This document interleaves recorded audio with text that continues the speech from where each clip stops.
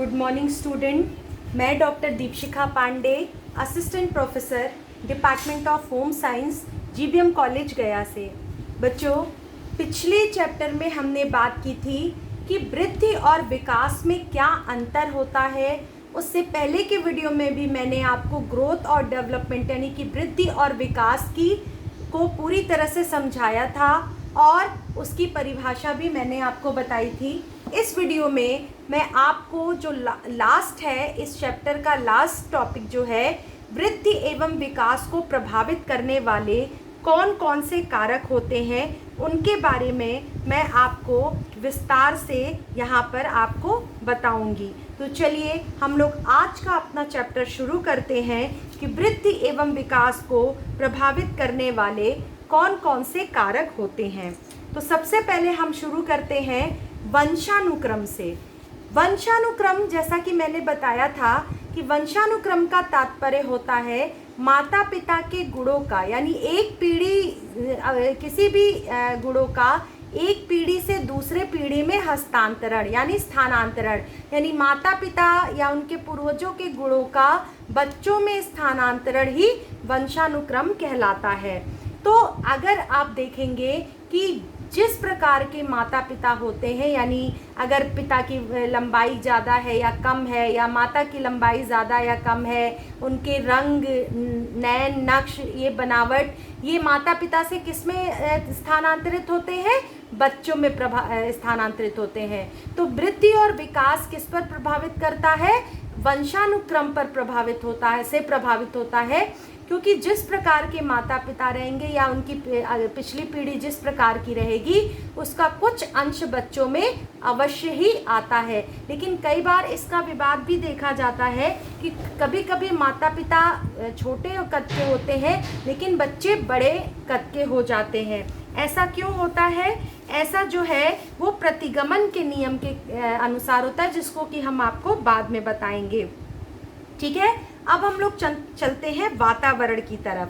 तो वातावरण में आप देखेंगे कि बालक की वृद्धि एवं विकास को वातावरण जो है वो प्रभावित करने वाला बहुत ही महत्वपूर्ण कारक है। जैसे कि ये वातावरण उसके शारीरिक, मानसिक, बौद्धिक, सामाजिक कई क्षेत्रों को प्रभावित करते हैं। ठीक है, जैसे कि मान लीजिए कुछ वैज्ञानिक तो ये भी मानते हैं कि वातावरण द्वारा बालक को जैसा हम बनाना चाहते हैं वैसा हम बना सकते हैं। किसी ने कहा भी है कि अगर आप एक कोमल और एकदम स्पष्ट दिमाग के बच्चे को दीजिए तो उसको कोई भी वातावरण दे करके उसको एक अच्छा इंसान या चोर डाकू भी बनाया जा सकता है। तो उसी प्रकार बच्चे की वृद्धि और विकास को वातावरण भी पूरी तरह से प्रभावित करता है। जैसे घर का वातावरण अगर सुखद है, कलह रहित है, तो उसमें होने वाले बच्चों का विकास बहुत ही अच्छा होगा और पूरी तरह से उनका वृद्धि भी प्रभावित होगा। अगले हम उस पर बात करते हैं पोषण की। तो पोषण के बारे में देख लो बच्चों कि किसी भी बालक के विकास में पोषण का बहुत ही महत्वपूर्ण स्थान होता है।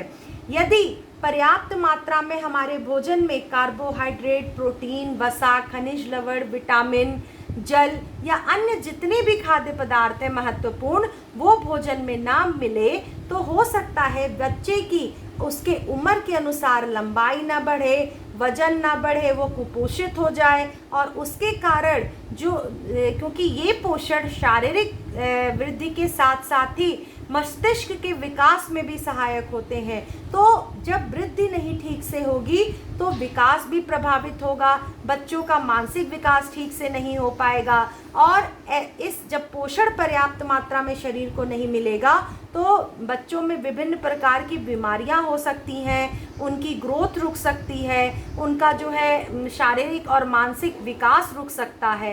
तो इसलिए वृद्धि एवं विकास में पोषण की बहुत ही महत्वपूर्ण भूमिका होती है।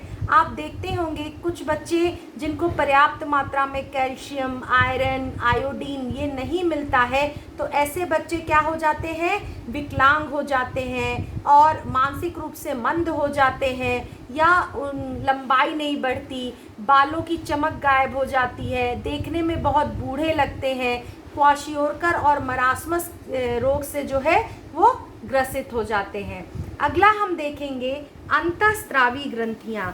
अंतःस्रावी ग्रंथियाँ वो ग्रंथियाँ होती हैं जो हार्मोन का निर्माण करती हैं, ठीक है ना। इनका हमारे शरीर में बहुत ही महत्वपूर्ण योगदान होता है। जैसे कि मान लो पीयूष ग्रंथि, जिसको कि हम पिट्यूटरी ग्लैंड भी कहते हैं, उससे सोमैटोट्रोपिक हार्मोन यानी कि एसटीएच वो सिक्रीट होता है, स्रावित होता है, जो शरीर के वृद्धि के लिए आवश्यक है। ये थाइमस ग्लैंड जो होता है उसको उत्तेजित करता है, और थायराइड ग्रंथि से थायरॉक्सिन जो हार्मोन निकलता है उसको भी निकालने में महत्वपूर्ण योगदान देता है। याददाश्त बढ़ाने में, सेंट्रल नर्वस सिस्टम के सारे काम को करने के लिए बहुत ज़रूरी है।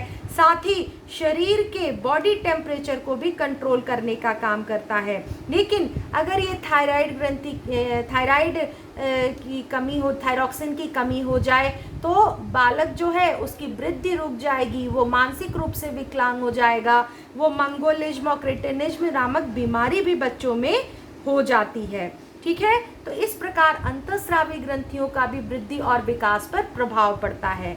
अगला देखोगे रोग एवं चोट चपेट।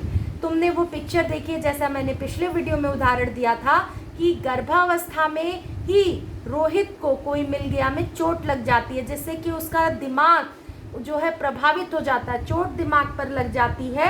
लेकिन शरीर की वृद्धि तो होती है, लेकिन दिमाग जो है पूर्ण अपने शरीर के वजन और लंबाई के अनुसार काम नहीं करता, यानी उम्र के अनुसार काम नहीं करता। तो यदि माता को गर्भावस्था के दौरान कोई चोट लग जाए या रोग हो जाए, उसी प्रकार बच्चा जब जन्म ले या प्रसव कराने में उसको चोट लग जाए, या प्रसव के पश्चात बच्चे को कोई गंभीर रोग हो जाए, तो बच्चे का वृद्धि और विकास दोनों तरीके से प्रभावित होता है।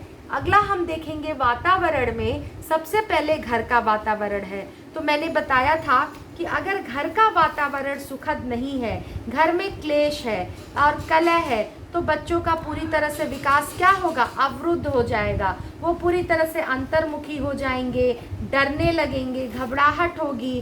तो इससे क्या होगा कि बच्चे का विकास पूरी तरह से प्रभावित होगा। अगर पालन पोषण की विधि ढंग से ना हो रही हो, माता कामकाजी होने के नाते बच्चे पर पूरा ध्यान नहीं दे पा रही है, तो उसका अपने आयु के अनुसार वजन नहीं प्राप्त होगा, विकास नहीं होगा।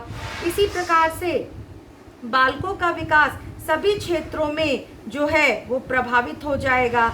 और माता पिता में भी जब आपसी तनाव रहता है तो उसका जो है बच्चों के सामान्य व्यवहार पर पड़ता है। बच्चे अच्छी आदतें नहीं सीख पाते हैं, सीखने की प्रक्रिया प्रभावित होती है। तो वृद्धि और विकास को घर का वातावरण भी प्रभावित करता है। आस पड़ोस का वातावरण, अगर आस पड़ोस का वातावरण सही नहीं है, जिस वातावरण में बच्चा रहता है, मान लीजिए उसके अच्छे मित्र नहीं है, पड़ोसी खराब है और आए दिन वहाँ पर लड़ाई झगड़ा कलह या चोरी इस तरह की दुर्घटनाएं होती रहती हैं, तो उसका बच्चों के विकास पर भी प्रभाव पड़ेगा। और बच्चा जब दिन रात वही प्रक्रिया देखेगा तो जाहिर बात है वो उस प्रक्रिया को भी सीखने लगता है। इसी प्रकार से विद्यालय के वातावरण में अगर आ जाए तो 5 वर्ष की आयु से सभी बालक स्कूल जाते हैं, ठीक है। तो विद्यालय के द्वारा बालक को विभिन्न क्षेत्रों में सीखने में पर्याप्त अवसर प्राप्त होता है। विद्यालय ही वो जगह होती है जहाँ पर बच्चों का संपूर्ण विकास होता है। बच्चे पढ़ाई के साथ साथ पाठ्येतर क्रियाकलापों में भाग लेते हैं। लेकिन यदि बालक का विद्यालय का वातावरण सही नहीं है, वहाँ पढ़ाई ना हो रही हो, पाठ्येतर क्रियाकलापों में भाग ना लिया जा रहा हो, कोई स्पोर्ट्स की सुविधा ना हो, तो बच्चों का जाहिर बात है वृद्धि और विकास दोनों ही प्रभावित होगा। क्योंकि घर के बाद विद्यालय ही वो जगह है जहाँ पर बालक बहुत ज़्यादा समय व्यतीत करता है, ठीक है। उसी के साथ शिक्षक भी अपने व्यवहार और ज्ञान से बालकों का पूरी तरह से विकास करते हैं, उनकी कई सारी जिज्ञासाओं को पूर्ण करते हैं। तो बालक का सही ढंग से विकास भी होगा और वृद्धि भी होगी। उसी तरह से लिंग भेद की अगर बात करें तो लिंग भेद किस प्रकार से प्रभावित करेगा, इसको हम देख लें। तो इसमें क्या होता है कि जैसे कि देखा जाता है कि जन्म के समय लड़कियां लड़कों की अपेक्षा कम वजन और कम लंबाई की होती हैं, ठीक है।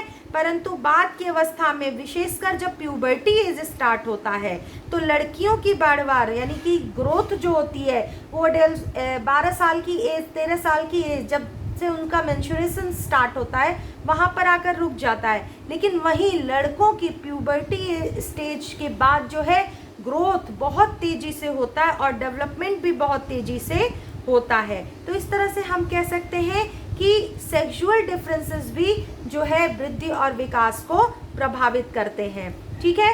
शारीरिक विकास की तरह बालिकाओं में बालकों की अपेक्षा मानसिक और बौद्धिक विकास भी कुछ पहले हो जाता है, ठीक है। तो इस प्रकार हम कह सकते हैं कि लिंग भेद भी वृद्धि और विकास को प्रभावित करता है।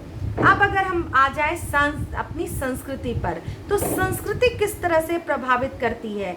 तो प्रत्येक देश और समाज की अपनी एक संस्कृति होती है। मान लो उत्तराखंड में रहने वाले बच्चों की अलग संस्कृति होगी, उत्तरांचल में हिमाचल में अलग, जम्मू में अलग, उत्तर प्रदेश में अलग। तो उदाहरण के लिए हम देखें तो भारतीय और पाश्चात्य संस्कृति में काफ़ी अंतर होता है, ठीक है। तो बच्चे जिस संस्कृति में रहते हैं वहाँ के विकास को सीखते हैं, वहाँ की अपनी संस्कृति को सीखते हैं। तो ये ज़रूरी होता है कि बच्चों को सांस्कृतिक वातावरण भी अच्छा दिया जाए, जिससे कि वह अपना स्वतंत्र निर्णय ले सकें, अपने सांस्कृतिक व्यवहार को सीख सकें और जो संस्कृति और जो नियम निर्धारित है उनको भी वो अच्छी तरह से सीख सकें। तो इस प्रकार किसी भी बच्चे के वृद्धि और विकास को प्रभावित करने वाले ये प्रमुख कारण होते हैं। इसी के साथ ही साथ शुद्ध वायु एवं प्रकाश है, उसके साथ ही जो है कई तरह की आपकी प्रजाति है, ये सब भी जो है वृद्धि और विकास को प्रभावित करते हैं, ठीक है।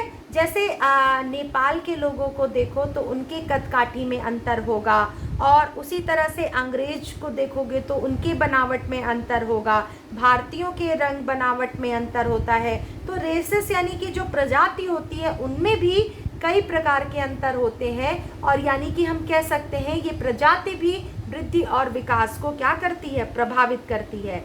ठीक उसी प्रकार शुद्ध वायु और प्रकाश, अगर बच्चों को शुद्ध वायु और प्रकाश नहीं मिलेगा तो उनकी वृद्धि प्रभावित हो सकती है। जैसे हड्डियों की मजबूती के लिए विटामिन डी आवश्यक है, उसके लिए शुद्ध प्रकाश का कमरे में आना आवश्यक है, और वातावरण भी अच्छा होना चाहिए, वायु अच्छी होनी चाहिए। जैसे ग्रामीण परिवेश का ही उदाहरण ले लिया जाए तो वहाँ पर जो बच्चे रहते हैं उनको शुद्ध हवा की प्राप्ति होती है, शुद्ध प्रकाश प्राप्त होता है, जिससे कि उनका वृद्धि और विकास बहुत ही अच्छा होता है। और उसी तरह से अगर देखा जाए शहर में तो वहाँ पर पोल्यूशन है, हरियाली की कमी है, तो उस अनुसार वहाँ पर बच्चों के लिए बहुत ज़्यादा खेलने की सुविधाएं नहीं है, बच्चे ज़्यादातर मोबाइल और टीवी में व्यस्त रहते हैं। तो ये सारी चीज़ें भी वृद्धि और विकास को प्रभावित करती हैं। तो एक बार हम इसको समअप कर लेते हैं कि वृद्धि और विकास को प्रभावित करने वाले कुछ प्रमुख कारक होते हैं, जिसमें वंशानुक्रम,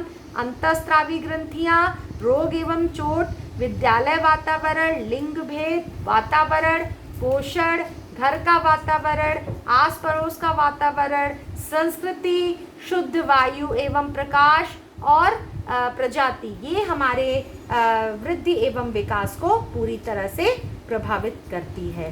तो आज के चैप्टर में हम लोगों ने यही पढ़ा कि वृद्धि एवं विकास को प्रभावित करने वाले कौन कौन से कारक होते हैं। धन्यवाद।